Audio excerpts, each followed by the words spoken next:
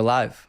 Sho, thank you so much for taking the time. Seriously, I know you're extremely busy, extremely tired. That's why we got you the coffee. And but I'm honestly excited to have you on my show. So thank you for being here. Thank you so much. So I told you a few seconds ago. Is there a little something the world doesn't know yet about you that you've put out, from all the interviews and anything you've put out into the ether so far? I think there's so much people don't know about me. That's why I'm here. Right? Exactly. This is why we have these conversations. I'm thinking about this because I'm just looking at this brand that I'm wearing called Pith. It's a Nigerian brand. Okay. And they kind of upcycle these like secondhand clothes and make them into these really dope custom stuff. Yeah. And I really like that because there's too many clothes in the world. And it reminded me of the fact that when I was like 19, I was doing that. I was living in Senegal, hustling, and then I would go and get these clothes and like customize them into these cute little items and then sell them to like cool people with money.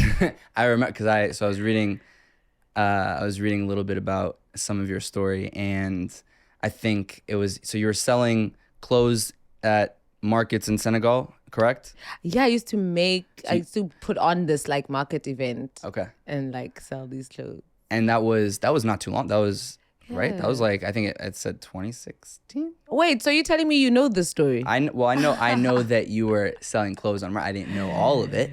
So, Yeah. But that's not long ago. That's not long ago. That would have been 2016. 6 years ago. Man, think about all that's happened in 6 years. Bruh. My life changed. Have you had a second to just kind of like take it in and be like, it's so much. There's moments of like, wow, this is really happening. yeah.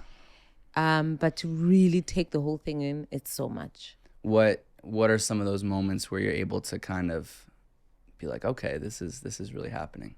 Like what goes on in your head while you're thinking that? Is it gratitude? Is it like, okay, more? Or is it, I mean, I don't know, maybe you're maybe you're getting greedy out here. I don't know. It's a mix of things. Sometimes I'll be really, really nervous before a show, and then I'll look out at like the stands. Like this is mostly in a sound check before people arrive, and I'll just kind of like look out and be like, but this is so what a blessing. Another thought that occurs to me a lot when I'm feeling stressed or I feel like it's overwhelming, and I'm like, I think to myself, okay, but what else would I be doing? Yeah. What else would I rather do? And nothing comes to mind. So then I'm like, okay, well, this is my life. Is it like, are there more nerves for bigger arenas, let's say, or is it just depending on your mood that day? That's actually a good point. That I get really nervous before performing regardless. Yeah. So little bit of background for those listening. I was fortunately introduced to you just, what day are we? Monday night? Yeah, so 2 days ago. When Sho opened for Stromae.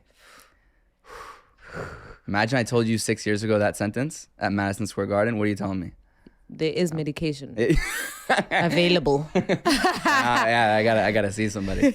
Yeah, I know. But but in a way that's amazing. And so it was funny because I was telling you a little bit before off air that Monday night I had gotten tickets from my mom for her birthday. Cute. To come see Stromae at Madison Square Garden. So we're French, half French. Okay. So we were like, this is for us. It's like, Stromae. And Madison Square Garden is like, whew, I mean, it's Madison Square. Exactly. I don't really need to explain. And we got there nice and early. And then you were the opener. And me and my mom were both like, wow, she's special. Like, she is unbelievable. And I think for me personally, what stood out was just like the music, of course, unbelievable, but I think just like your energy and it was, and I'm not even saying this because you're sitting in front of me, like it was very much like everybody, whether they knew you or didn't yet, they were like getting into it, and they were, and that's why I was excited, at least for me too, to hopefully introduce you to more of the American audience, because I think that that as an artist you're special, and seemingly I've only known you for about a solid 7 minutes now, but as a human being as well. But I mean, you know, I was even imagining when you were talking a little bit about coming from South Africa, and this was like, I think this was the first show that you did in the U.S.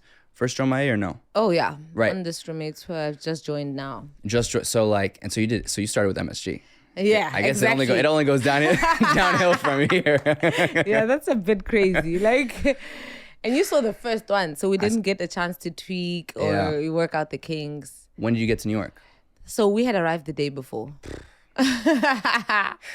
and so the two other dancers are these the people that are always with you? Yeah. And what are their names? Nia and Sheila. And they were unbelievable too. Talented, flexible.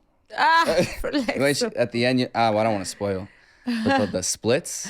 Oh man. You know what I'm talking about. That is fucking. I was like, holy shit, that made my legs hurt.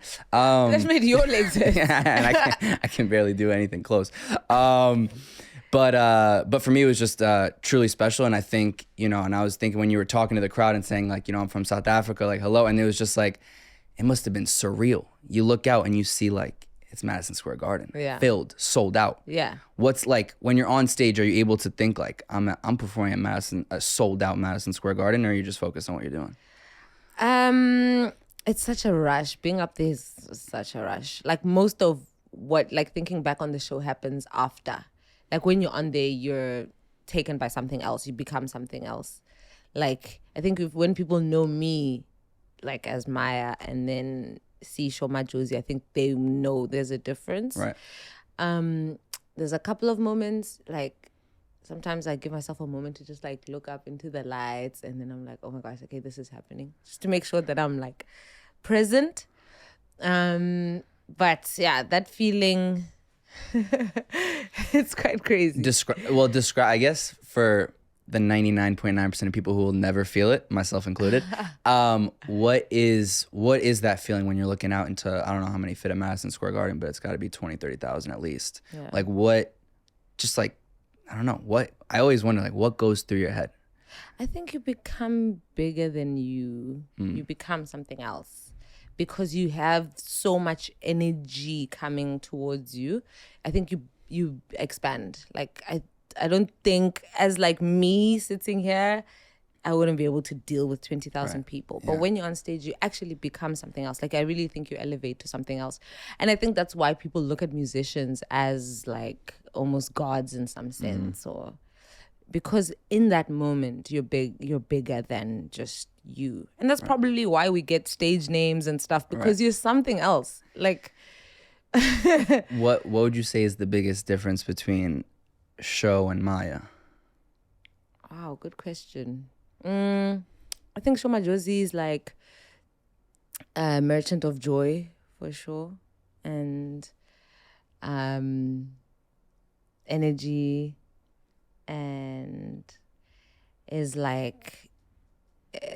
a certain like part of my creative ideas, and then Maya spends a lot of time thinking. And it's like right now, are you Maya or are you Sho?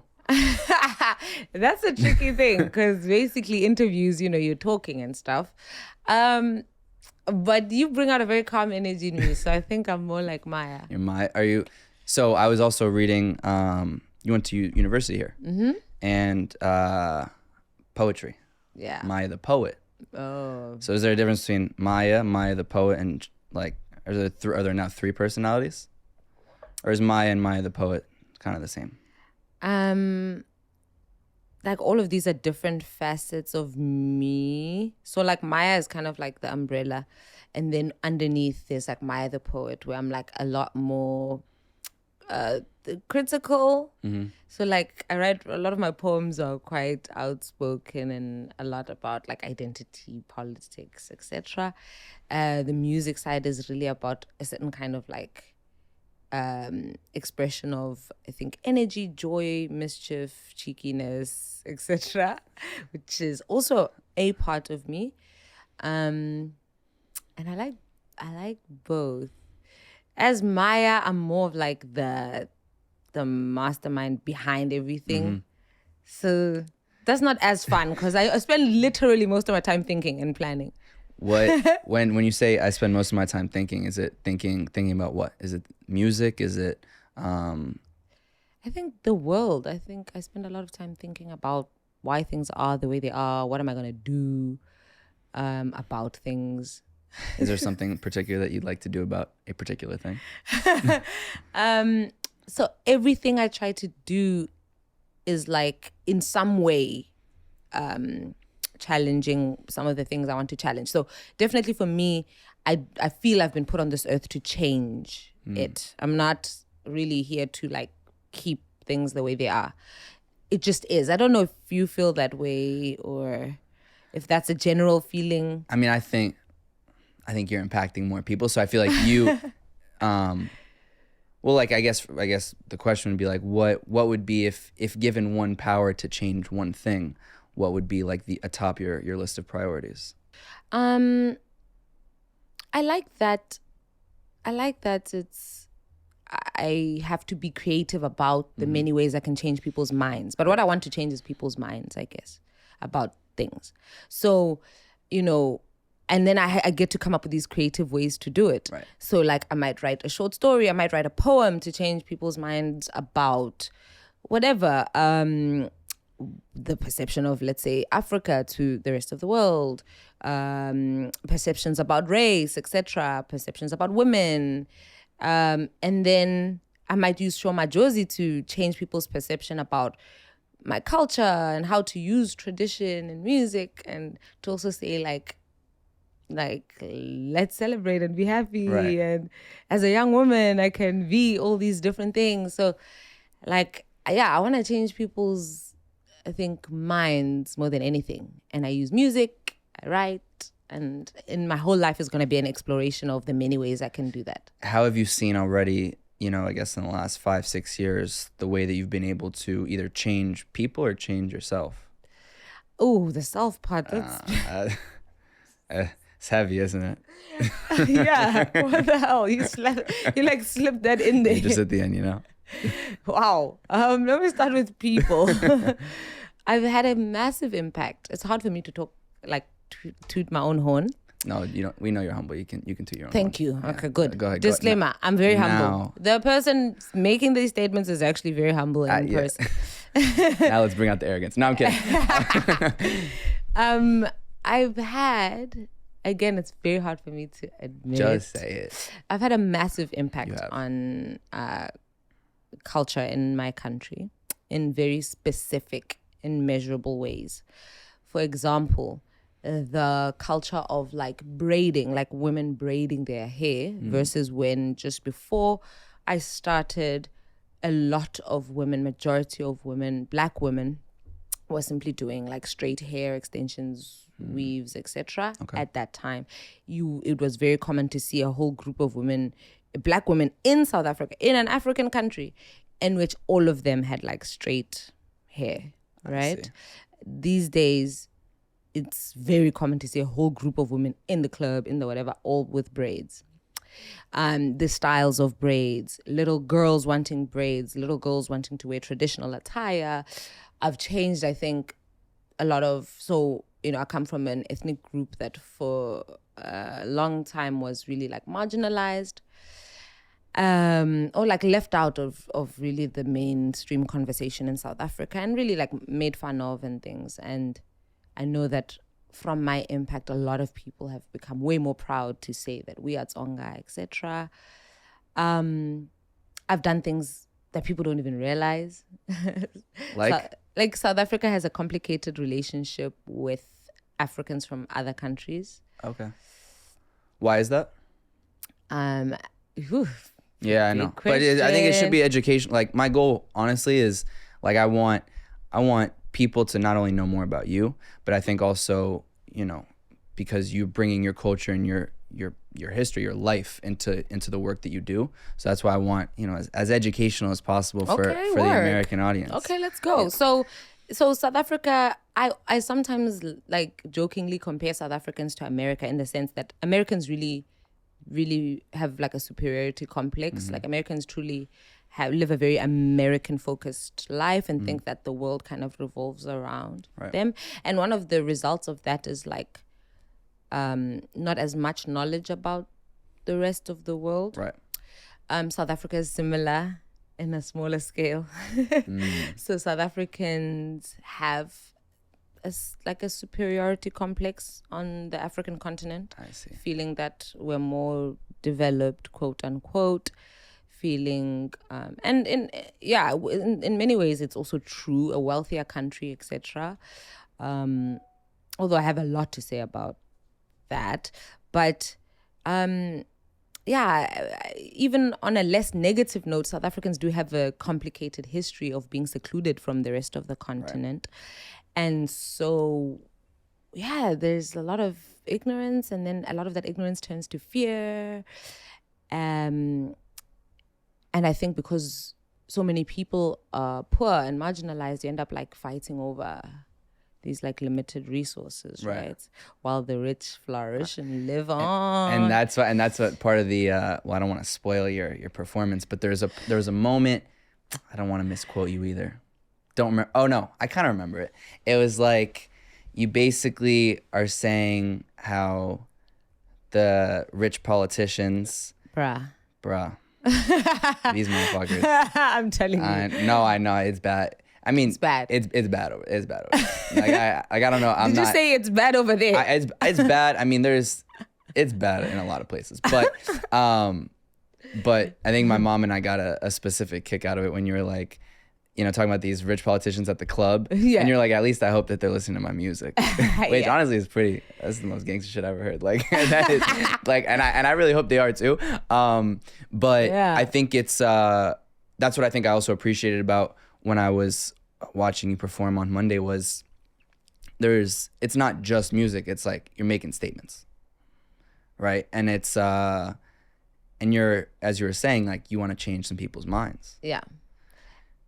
And I think the Sho Madjozi vehicle is perfect for that because it's not preachy. Mm-hmm. Because I could sit and write a bunch of articles or make a bunch of speeches, but the Sho Madjozi one kind of just... And I think, honestly, the preachy stuff, it doesn't resonate. Nobody but me. In the middle of a very fun song, I'll make a little jab. A little jab at the politician who's in the club spending all the money while everybody else is dying. Exactly. So how do we change this? How do we change that setup with the politicians? Yeah, it's tough, right? I'm coming up with ideas. I'm open to ideas as well.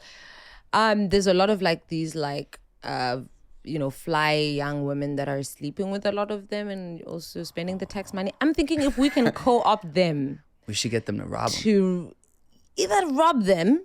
While they're sleeping? Give me the exact like. This seems a short term though, Felix. We're going to get a couple of our money, of our rands back. They got to get their bank accounts, their routing numbers. Uncover what they're up to, right? Like, I'm thinking these girls are around them while they're making these massive, like, corruption phone calls. Why not? These girls should come up with aspiring, really uncover what's going on and bring all of them down somehow. Anyways, I've got tons of ideas. This is great. You're being proactive. No, I love this. I love this show. This is fantastic. So this when people say activism, this is the good stuff. Let's really think about this, guys, because we've tried. Like 100%. We're telling them in South Africa, thank goodness, we have free speech, right? So we are criticizing these guys every day online. It's not that they don't know. So we have to be more creative, right? Hit them. Okay, this is the one thing, right? These guys, let me tell you something about these guys. These guys, they're all the same. Right? Yeah. Deep down. The women, money, the nice life. Right. So now we know how they work. Right. So you got to hit them where when they're least expecting it. If you are a slay queen right now and you're sleeping with a politician, I don't know which camera to look at, but if you're in bed with like one of the corrupt guys, please guys, like do something. Let's talk and come up with a plan because it can't go like this. Because I'm paying taxes. And it hurts. A lot of taxes over there? Yeah. And it's going right to them. Oh, because and they're not helping anybody that's in poverty. Dog, okay, so for us, it's like I'm paying double tax because you're supposed to pay taxes so that you have security, so that you have like good infrastructure, so that you have like hospitals and education. You're paying for their vacations. Thank you. We're paying for also their fun times with these lovely Lovely ladies, women. and the bags and the one, and it really hurts. I don't want to lie, like it hurts being in the club and the guys are spending money and stuff. Like, you know, I've had balling ass politicians or their sons or whatever come to the club and trying to spend money on me, and I'm like, that's my money. Don't. That's mine. Isn't that so crazy? It is. It's infuriating. Wait, have you ever had an interaction where you're like actually with, so like I guess one of these, either the politicians themselves or their sons or whatever, Yeah. and you know kind of who they are, like you don't ever just like yell at them or like be like, look, I know. I stay telling them. Oh. So they're trying to like draw it up for me, like they're trying to flirt, they're trying to do a little thing, and you're like, no, honey, I read right through it, give me your money. I stay doing that, and I've done this in multiple countries. Wait, give me an example of like back home in South Africa. Without using names, of course. Right. Let me Can't try put to them on think of blast a like that. recent example. You're at the club, you with your friends. When did this happen? Was I even at the club? I'm trying to think. Who did I recently tell off? Because I'm telling all of them off. Oh, really? Oh, yeah. So they but I think also tell the politicians directly. So they wait. So like Not even just their sons. So like what? It's like what if? But like I'm curious. Like what's the exact language you're using? Like What are you guys up to? Like sometimes I'll call someone. Like the last time this happened, I got on the phone and was like, guys, what's up? And another they time. think they're slick. That's the issue. But like no, we read right through it. They are awful. And I think the really painful thing, the really sad thing about all of this, like the saddest thing, like I'm actually emotional thinking about it, is that you even, like if the population felt truly outraged about corruption, it would be so much easier to do something about it. But people are not. What I've realized is that the South African population is not actually outraged about corruption. They just wish it was them in that position. Like everyone, it's not a thing that like don't corrupt, like, you know, state money. People just wish they're waiting for their turn. But not just that. I think what's sad is that we have such an aspirational society and like really consumer driven. So really status and like this sense of like I'm a human being and I deserve dignity and respect goes hand in hand with like what car am I driving, what brand am I wearing, etc., etc. Like And so they look up to those guys. Like someone will be like, literally, my friend called out like a blatantly corrupt woman online who had literally just been exposed for like some fraud with tax money, blah, blah, blah. But then she goes off and then she's like wearing fancy, what. And so my friend is like, no, this person is corrupt. And people are like, you're jealous. She's like, of what? And then they're like, yeah, you just, you know, you wish you were bowling like her. Instead of being inspired by her, you're hating. She's like, inspired to do what? Like rip you guys off? Ay. It's mad, but you know, little by little, we work. I have hope. I think. Do you think? Have you seen any progress? No. It's tough though. That's the thing. It's really, you know what I'm saying. Have I seen progress? I think the population. I've seen progress in the population. I think like the current generation of university students are way more woke and way more outspoken.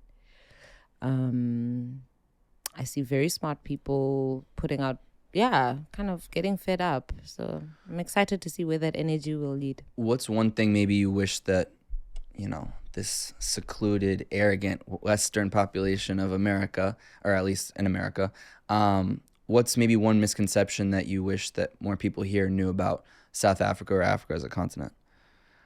How dope it is. Mm-hmm. I think people don't know, and then they closed off. I love Johannesburg, which is where I live. Mm-hmm. It's so much fun. The party life, the people, the music, the vibes, the fashion. And I think people here, as much as I think the whole thing of like we live in huts and stuff, I think is played out, but still people I think don't realize how cool people are out there. South Africans are like some of the coolest people on earth. Do you meet a lot of South Africans here when you are? No, not really. And like at the shows, can you like were there people that were from South Africa? Do you know at all? Yeah, some people. There was a lot of people. Like I was because I had like a side view, so I could see like the whole GA section. Yeah, and there were people going crazy. I couldn't tell if like they were previous fans or new fans. They just loved you. But I think it was new. I mean, and I think probably, I hope for you, a lot of people stuck, myself included. That's amazing. Because I think that, you know, ultimately the message is, I mean, first and foremost, the music is fantastic. Yeah. But also the message is powerful. And I think that what I'm also curious about is kind of how much because you went to school here. Yeah. University, 4 years? In Massachusetts, yeah. What was that like? Did you enjoy it? It's tough. Massachusetts was cold. I know. I went to Boston University, so I was down the road. Mm-hmm. Cold. It's cold. So it was tricky, but you know, back then you kind of like, I was like, you know, there's a lot of rage against the system, which a lot of it was warranted. But then a lot of it as well is just that age. Like, I think when you're that age, you have all this, you're trying to figure out who you are, and that's tough. Did you feel like you were able to do that was that your first time kind of living or even being in the United States? Had you been to the United States before that? I think I had visited once as like a tourist proper, and then but what drives one to go to Massachusetts for university coming from South Africa? A scholarship. Yeah. Is that all, Joyce? Yeah, but fair enough. But yeah, it must have been a little bit of a culture shock, because Massachusetts is a whole, and that's not even like no disrespect. That's not even like nice Massachusetts. It's like I mean, like, did you say it's not nice Massachusetts? I mean, there's some bad parts of Massachusetts. Like, do you know that area? A tiny bit. Yeah. A tiny bit. It's just universities. It's literally that and trees, right? Yeah, and trees and lakes. A lot of trees and lakes. Yeah. Like. Did you feel like you're able to develop your creative mind over there? Absolutely. Yeah. I wrote a lot. I did a lot of research. I read a lot. I miss that. I miss just like your only job is to like learn stuff. Did you ever imagine that the musical career was gonna sprout from that when you were at that age? No. Never. I wanted to be a writer. I thought I was going to write. And then from that, I was like, well, no, I'm going to be a politician. And then that somehow led me to becoming a pop star. You would crush as a politician. You think so? 100%. I don't have enough patience, I think, for people. So what happened is I ended up working for a political campaign agency, and I would go. So we would do campaigns with people. And one of the toughest parts was going to these meetings all over the country and the amount of ridiculous protocol. First, when I say hi to blah, blah, people are talking for like 30 minutes before they've even said anything. I can't do that. Speed it up, man. Yeah, you need to But we need point. people like you if we want change. If you're gonna vote for me, just trust things are gonna be way faster. All this stuff of we acknowledge this person and honorable so and so. Some of them are not even honorable, and like you're literally lying, and you know so and so and so, and like just the amount of it's gross, right? The what is it called? The fanfare around it is so. It's just so fake. So fake, and also there's so much of like what is it called? Manness. A lot of men. Masculinity, a people lot like of male. men. What's it called? I don't think it's mansplaining. What is it called? Like when men like take up space on the train by opening their legs like this. That's manspreading. Manspreading. Yeah, that's a classic. Men really have this notion that they deserve to be listened to into great length just because they're men. No. Don't know better than you, etc. No, we're the worst. Honest to God, we're the worst. No, like straight up. It's true, right? You're not bad though. Thank you, Sho. But no, in general, I think we're and we're very like, when you boil us down, we're very simple. Like we're not. That's the thing. You know, but we think that we're something more. That's the issue. You know, and then there's a bunch of cultural stuff that happens as well, like, you know, in various parts of Africa, South Africa. Like what? Like what are you referring to? Where we have a huge social ranking that has to do with age and gender.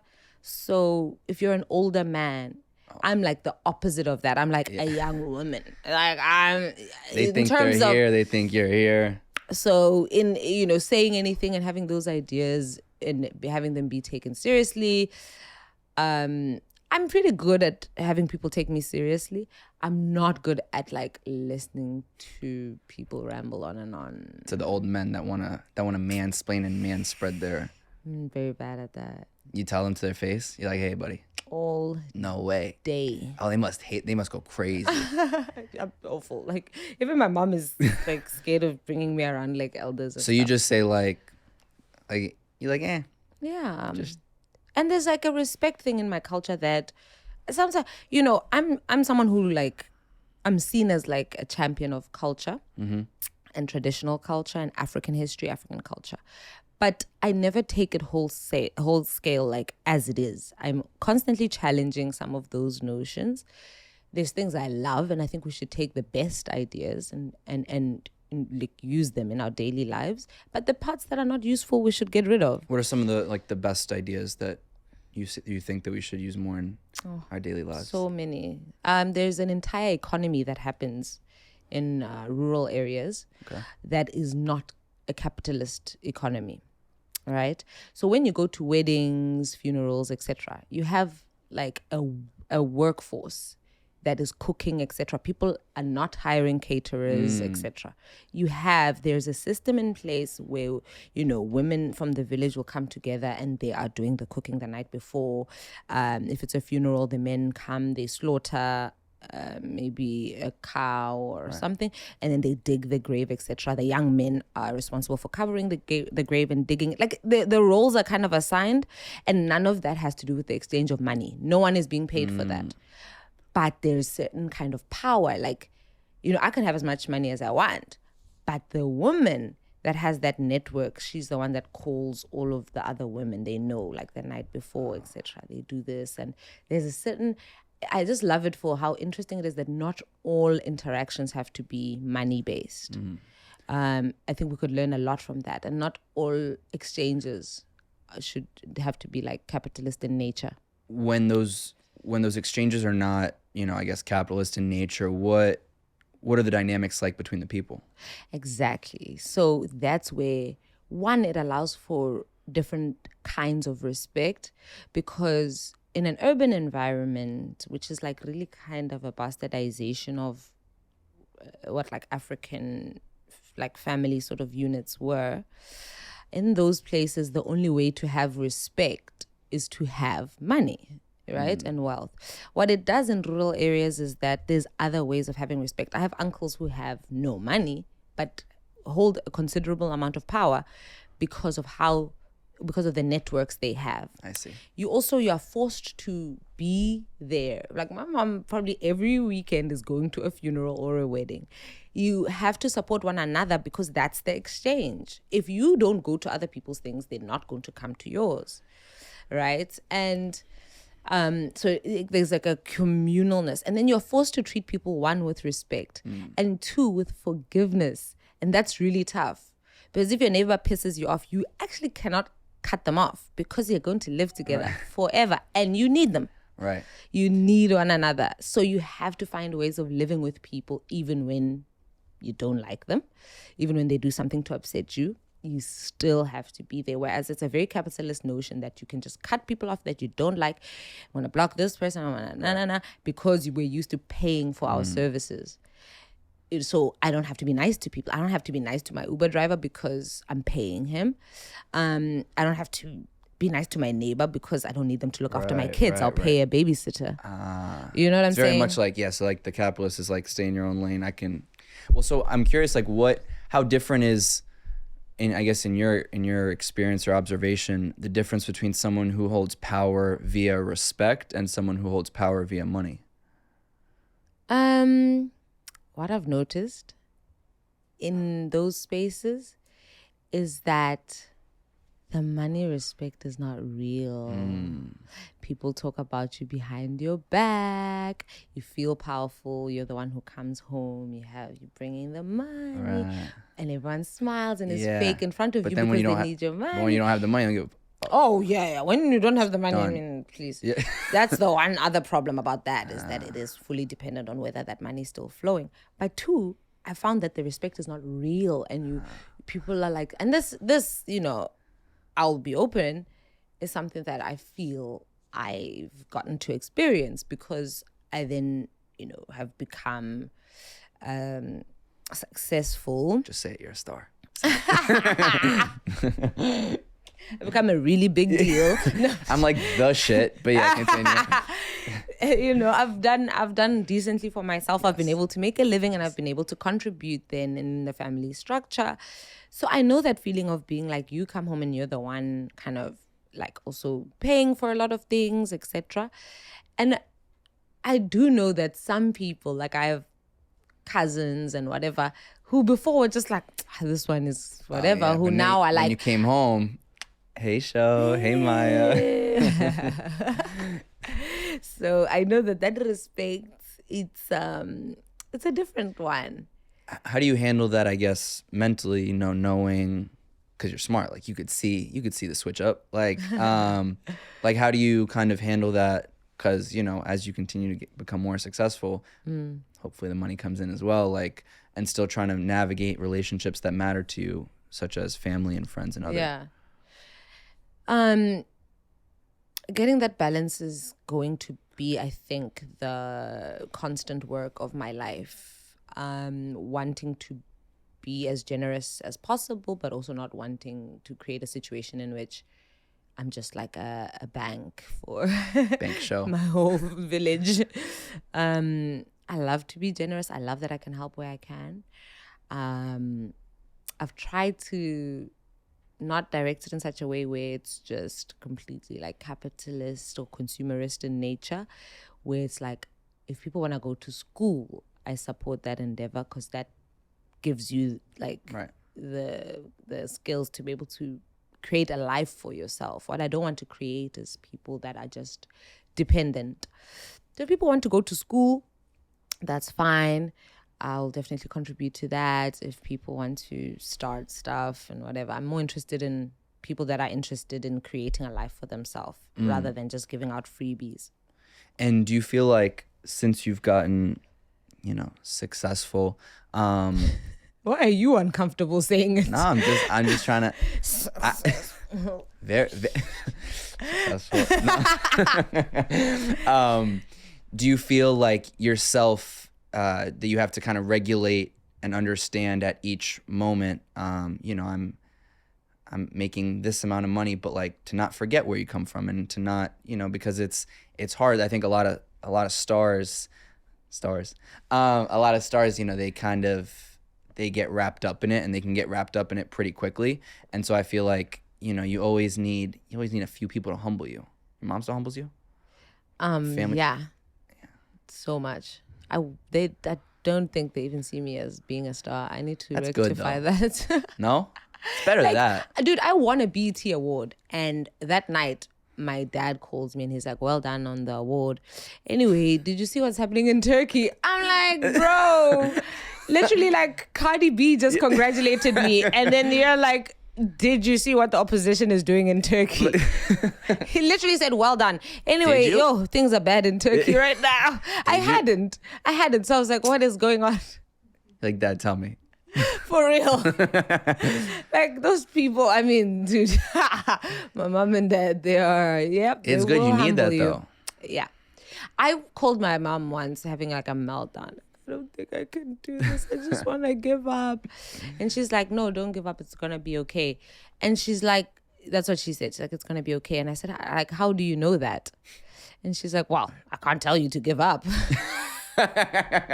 See, that's love. Thank you, Mom. Nah, that's love. See? That's hilarious. She said, well, I'm your mom. I can't say give up. Like, maybe deep down she wanted to say it. Who knows? For real. So now I'm like, is that what you mean? At what point did you know, like, oh, wait, I could do this? I didn't remember. Please, every day it's changing. No, but now you have to. Just earlier today, I was like, can I do this? Come on, you were at MSG last night. What are you talking about? Can I do this? Bro. See, but at least this is good. It's not, that for me is a sign it's not getting to your head. As long as you have doubts, I think the day that you don't have doubts, I'll be concerned for you.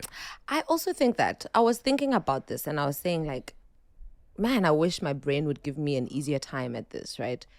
I've done so much stuff. It's like, when are you going to be like, yo, I'm like this is it. Like, this is like, I'm the biggest star, or I'm like huge or whatever. And then I thought about it and I thought, man, it would be so horrible if you really believed that. Like, because then truly, truly, I feel like you're not living a human experience, you know? I love being the underdog. I love like proving, like getting new fans. I love proving to new audiences that like, yo, this is what we're doing, and trying to win people over. Right. If that was already done, I don't know. I feel like I Yeah, would. what would you like, do? What do you do? Were you just gonna sit on vacation all day? I really don't know. Like, what does Beyonce do at this point, for example? Yeah, that's true. That scares me. She's with Because at that point, what are you gonna do next? Okay, I would make an argument for Beyonce. I think she's the biggest fucking star. That's big, man. That's bigger than big. I think she probably found. I mean, I'm not gonna speak for Beyonce, but she probably found when she had kids. I think, I think Right. you find purpose, and you realize that. I mean, I'd love to be able to ask her. Beyonce's right here. I'll call her. yeah. Tell her Felix wants to have an interview. Exactly. If Jay-Z wants to come, that's fine too. Okay, yeah. How do we feel about Jay-Z? Genius. Okay, wait, real talk. How did he cheat on Beyonce? Did he cheat on Beyonce? That's literally. Sho, where you been? In South Africa. Everybody know. He I ain't bugging that. cheated? Yeah, He cheated? You know when she says Becky with the good hair? Yeah. That's what she's right? Jabari, right? I'm right about that? Look, I don't know. I don't know about... This is, I'm not even like... That was what Lemonade was about. Yeah, exactly. What? Yeah. Are we Wow, sure? we're breaking news to you. Are we sure? I'm 100% sure. 100%. Yeah, There's yeah. a lot of percent. 100%. You know about this? Everybody... Sho, where you been at? Other than South Africa? Look, first and foremost, right? How do you cheat on That's what I'm saying, right? That's what, that's Well, when I... firstly- wait, hold on. That's when I knew men were trash. And I'm a man, right? Like, that's when I knew that we were garbage. I'm like, yo, if you're cheating on Beyonce, like, yeah, we're fucked. Bruh, they're saying the best meal, it can be the best meal in the world if you're having it every day. Oh, I've never heard that analogy. Yeah, but come on, you gotta be... My favorite meal, if I was having it every day, I would say, today I want some jollof rice instead. You think that's what was going through JC's mind? That's life, my friend. Damn. I think that's life. Like, bruh. So yeah. So, but we can't justify cheating on Beyonce. Are you justifying it? Am I justifying it? So you're team, First and you're foremost, team Jay-Z. I have no like confirmation that this actually happened. This is Sho, I swear. We're gonna leave this. You're gonna Google I it. did not know, firstly, that Beyonce was a songwriter. So I'm assuming all the songs we're hearing, someone else is writing them. So it could very well be someone else's life. What are the chances that she is going into like a writing camp and saying, guys, I got cheated on, please write about it? Nah, I'm telling you, this is true. Trust me. That's a tricky one. We're gonna walk out of this after, and you're gonna Google it, and it's like fact. But with who? No, Who's no, the no, no. person? Okay, once I saw an interview that Jay-Z did, this has been for years. This is like a known thing. Who's he cheating with? Some woman that is, I guess the suit, like her anonymous name is Becky, is according to Beyonce is Becky. But listen. I can tell you two things. One, Jay-Z did an interview, and he kind of he doesn't directly say I cheated, but he's Right. like basically saying I cheated, Yeah. and how he and Beyonce had to work through this marriage. Great. I think it was the New York Times. Okay. They did a long interview, and he opens up about it. And then I actually saw them perform. Yeah. And when Beyonce was singing Becky with the good hair, she gave him a look like, I'm still kind of pissed about it. And then the whole stadium went crazy. It was nuts. And I was eating it up, to be honest. But yeah, that's when I knew I lost faith. I was like, man, we're fucked. I think in general we have to relook at this like relationship model, man. Right now I'm like not about it. You're not about it? Tell me why. Just... Yeah, just weird. Is it because you just have no faith in men? Is it because of the past relationships? What is it? Not that I have to be your therapist or anything, but... Please, I need it. I'm on the road. No, My therapist I know. is No, back this is home. good. If you I want, need this. hey, we can get real deep. But yeah, continue. Like I just feel like everything that we thought about relationships or that we grow up thinking and expecting may actually be flawed in many ways, and that's why we feel relationships are not working. Like what? Like, so I wanna. So like, I guess for you, like, what was the perception growing up that a relationship should be? I think like everybody, I thought I'm going to find someone and we're gonna immediately know that we're meant to be together and we're gonna be together. What I'm learning is that like love is an act and a skill and an art that you have to want to perform. People think you just have to meet the right person and then it will happen.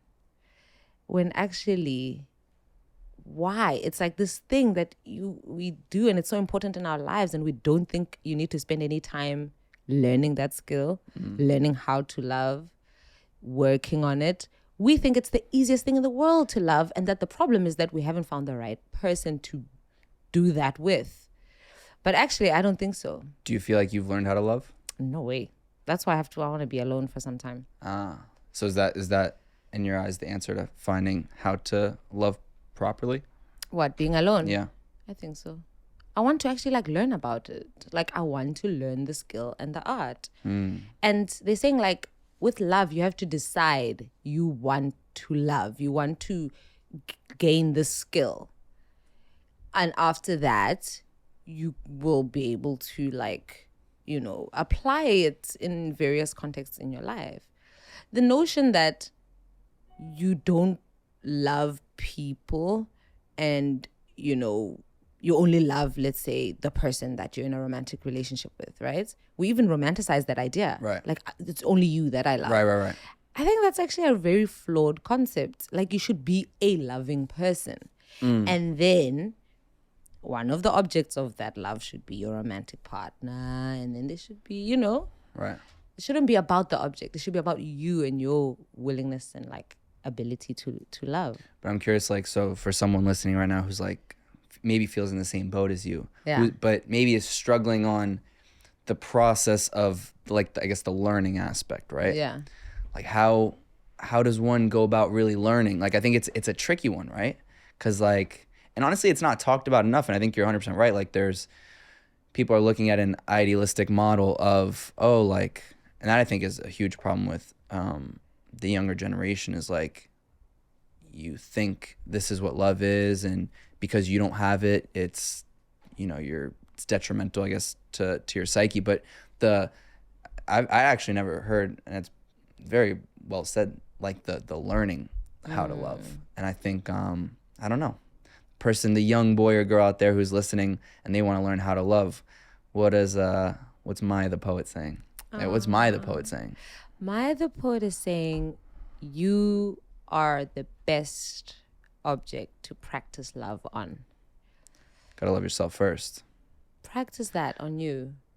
So I realized like I'm very bad at that. I'm so great at figuring out what other people need, what I need to be for others, and like being that. And I never have made the time to figure out what I like and being nice to me and being kind to myself, etc. The lessons you learn in like loving yourself, you start to like see like that you could apply that to others. When you do something you don't like or you mess up, I'm very bad at forgiving myself, and that's why I'm bad at forgiving others. Let me learn. Let me see. How does that work? Okay, I gotta forgive myself. Then it's like I'm a great object to practice this on. And then only once I've learned that, then I will learn to be able to forgive others. I think I'll be kinder to others once I've learned this. I'm very strict, like on myself. I have very high standards for myself, and I set very high standards on others. I'm very bad at validating myself, so I'm bad at validating others. I'm not good at sitting down and saying like, wow, you did really well. You're projecting all of it. So then I don't know how to also do that for others. Right. I can't say to people, well, you guys, you're doing such a great job. It's because I can't validate even myself. When did you kind of, I guess, realize some of these things? I don't know if it was a specific moment or not. It was like 3 weeks ago. Oh. So how have the last 3 weeks been? Much better? Yeah. No, I've been thinking about these ideas mostly, like I would say this year. and I didn't want to face it. You know, because it's a headache. It's a headache. It's heavy. It's But then why 3 weeks? What? headache. Oh, like a month, probably now, just over a month. Because then, I this relationship I was in ended, and Bastard. I know, and all this time, right? I hope he doesn't watch this, but I hope so too. he's been so desperate for me, so he ended it, which was wild for me, and he's been so desperate to try to get me to say that it was a good idea to end it, and I'm like, no, it wasn't. But actually, in reality, it was a good idea. it was a great idea. It's the best thing for me. It's really the best. I hated it. If it was up to me, I would not have ended it. Right? How long were you guys together for? A year. Okay. If it was up to me, I wouldn't have wanted it to end. But this is just stuff that I need to learn, and I'm not superstitious. I'm not like a chakra han, you know, but something is like, the universe is trying to get me into this place where like I learn these lessons, and I think once I go through this, which feels difficult, I think I'm gonna be even more awesome. Well, I don't doubt this. Was this your first serious relationship, or you had previous relationships? For me, like, I think I'm at a stage where I thought that I'm ready to do something quite serious. Right. I think I spent my 20s well, having fun, which As is you should. how I recommend. As you should. So that's interesting. So then, since then, that's where like the self-reflection came in, and Yeah. Like I don't recommend people to get into like very serious relationships young. Oh, it's supposed to learn yourself first. And I mean, how have you been able to? That's probably also hard, you know, while being performing and on the road, dealing with the personal, private life stuff. Yeah. Were you performing at when that happened 3 weeks, a month ago? I was definitely in the middle of like very hectic stuff. How did you separate the two, or was the performing the outlet? No, I would like cry, get up, dance, go- dance, cry. It's so funny. If people could go through like my phone, It's crying like, selfies. video, yeah, for real. It's like me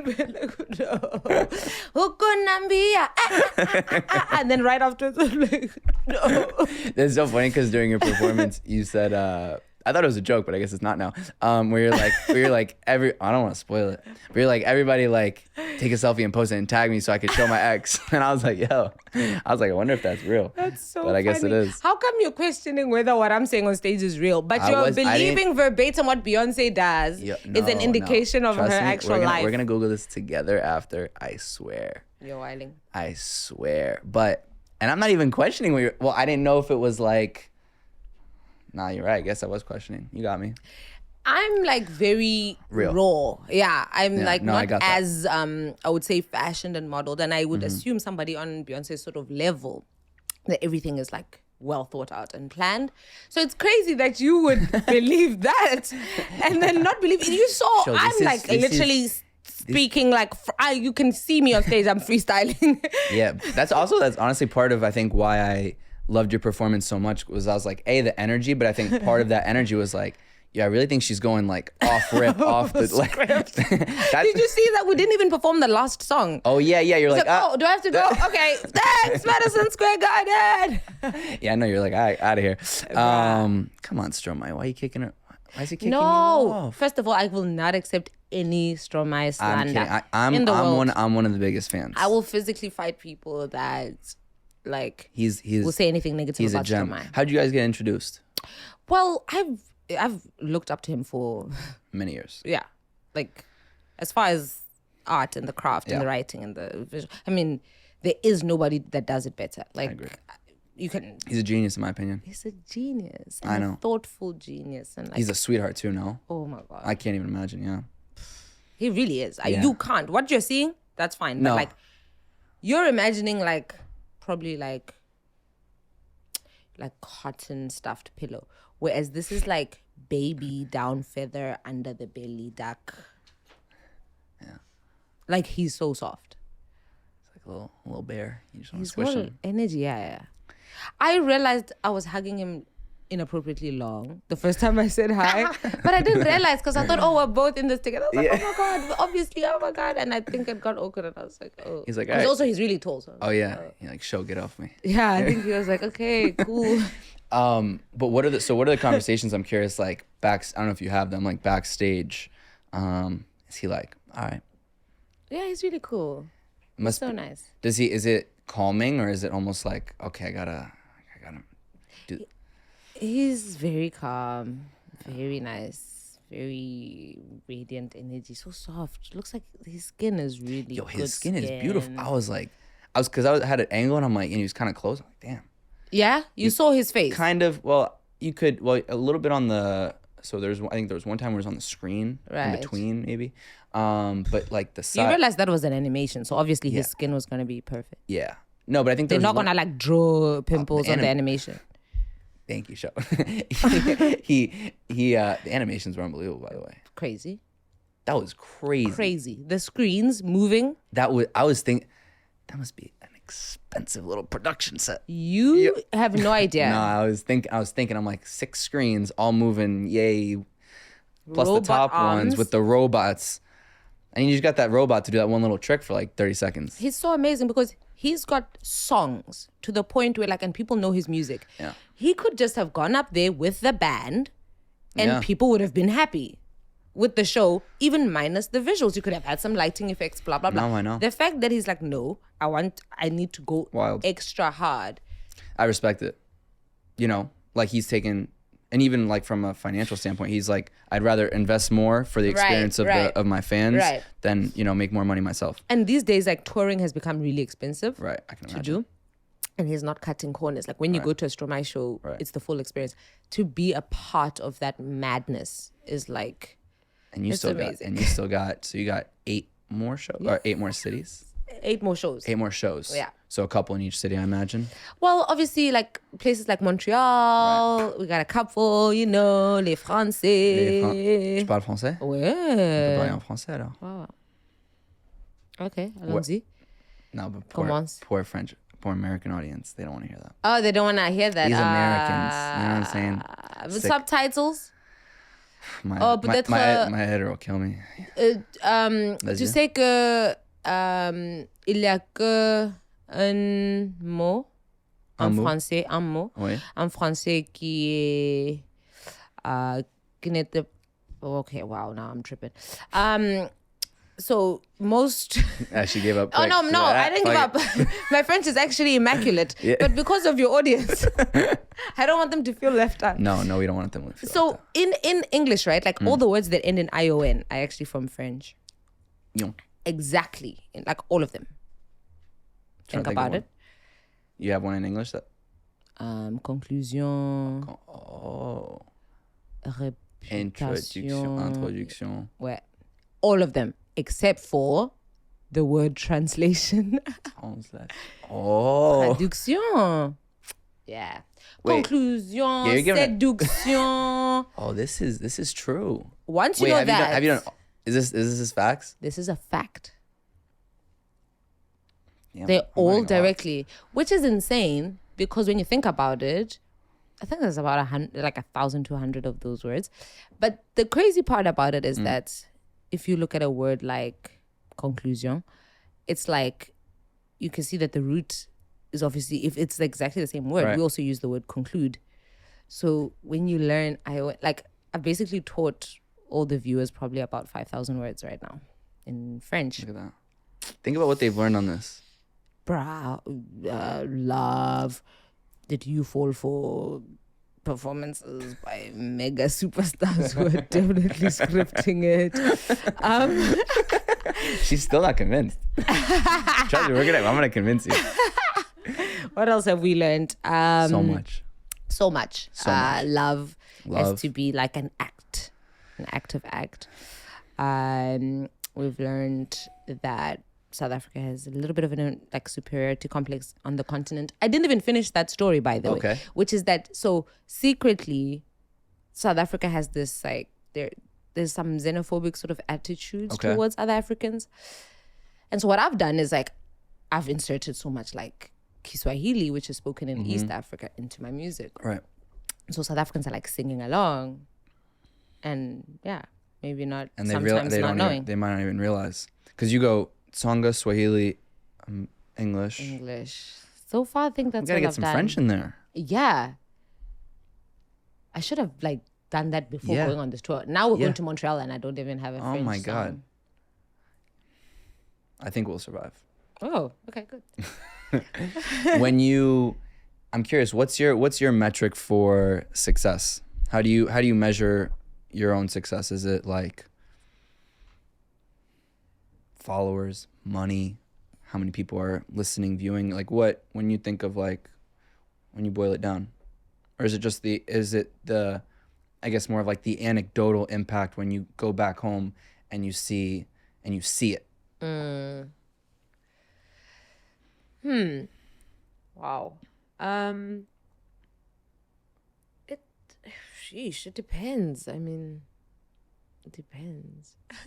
For me personally, I'll feel most successful when I find the perfect Venn diagram of like I'm being most honest in my work while reaching the most amount of people with it, and while having a kind of a schedule that I feel happy with.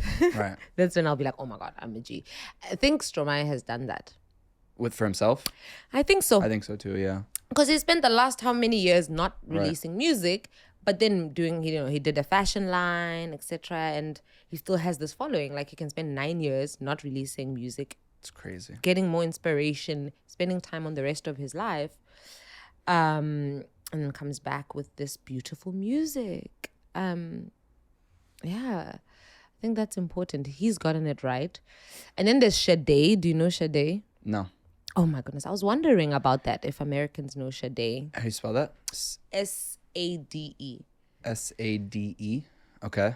So she's like this British Nigerian singer, massive. She's also signed to my label. Mm-hmm. My label. It's not Yeah, like it's I yours. signed her. No. You created it and you look at that. Yeah, taking over the signed to my label. Yeah, she's all right. Yeah. massive artist who has this timeless music, and like she'll release one album and 10 years later release another one. She's about to release, and her last album was in 2010, and I still listen to it. Wow. But she doesn't do like kind of the rat race, etc., etc. Right. Which is like, it's so difficult because I think with so much noise right now with social media and stuff, you kind of feel that what you should do is keep running along with it, otherwise you'll be left behind. Right. I think that doesn't really leave room for like really meaningful and long-lasting work. Mm-hmm. So I want to find a balance where I'm able to have the life that can produce thought out work. Right. Yeah. To wrap things up, what do you, because I don't want to take up too much of your time. You're in New York, you got to enjoy. What, when it's all said and done, knock on wood, many, many more years of healthy, beautiful life. But when it's all said and done, what do you hope, I don't know if you ever think about legacy, what do you hope that the legacy is for I guess just yourself, your family, the people of South Africa, and everybody else that you're touching? I want to make a change while I'm here. Legacy, I'll be gone. I won't even see what happens. I want You got to enjoy it. You got to Yeah. see the change you're making. Someone asked, like, would you rather be like the biggest, let's say the biggest at what you do, but only after your death, or be like decent and mediocre now? And I found that to be a very difficult question because acclaim is important to me. I'll admit that. Like, it is important. It's important for me that my work is recognized and praised, But at the same time, I mean, once I'm gone, I won't know. So I want to do as much as I can now. And I want people to give me my flowers now. Yeah, get your flowers now. No, I have to say, well, first and foremost, thank you so much for taking the time. Thank you, It was Felix. seriously, I could talk to you for hours, but I want to, first, I got to tell you that for people listening, the viewing experience and the live experience of seeing you perform is special, and that's why I had reached out, and my mom felt it as well. So anybody, wherever you're, whenever you're coming to a place nearby, I highly urge everybody to go to a concert. You'll very much enjoy. But I think on a bigger level, I don't even think that I'm able to measure the lives and the people that you've already touched and will continue to touch. And I feel inspired by you, and I'm sure I'm speaking for a lot of other people out there in the world. So thank you for that, and continue being you. Thank you so much. Thank you. Sweet. Thank you so much for watching this video. If you haven't done so already, please make sure you like the video, subscribe to the channel, follow me on Instagram at felix.levine, and if you have something to say, please leave a comment.